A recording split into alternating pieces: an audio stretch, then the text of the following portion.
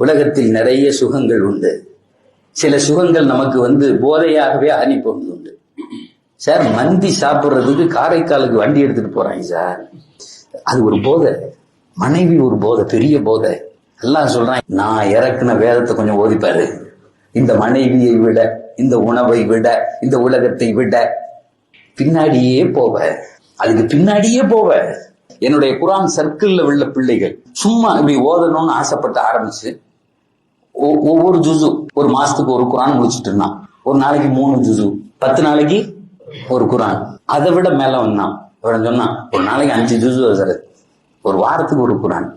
Sir, இன்னைக்கும் ஓதிய பெரிய சர்க்கிள். அவங்க சொல்றாங்க, ஹஸ்ரத், இந்த வேலை எனக்கு இப்படி நடக்கணும்னு நினைக்கிறதுக்கு முன்னாடி நடக்குது. நாங்க பாட்டுக்கு போயிட்டே இருக்கோம். நாங்க எதுக்கு பின்னாடியும் நிக்கிறது இல்ல.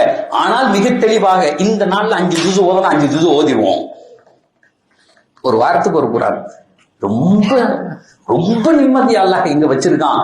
எந்த குறையும் எங்களுக்கு இல்ல. குறை இல்லாதது மட்டுமல்ல, எங்கள் வாழ்க்கையில் கொடுத்திருக்கிற அத்தனையும் அனுபவிக்கிறோம். நாங்க எங்க பிள்ளைகளுடைய அந்த செய்தி என்னைக்குதான் நாங்க புரிகிறோங்கிற.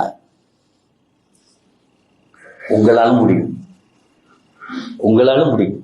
ஒன்னே ஒண்ணுதான், ஒரு எண்ணம். நான் இனி இந்த பாதையில் மாற வேண்டும். ஓதி பாருங்க, அப்புறம் என்ன இருக்குன்னு அதுக்குள்ள தெரியும்.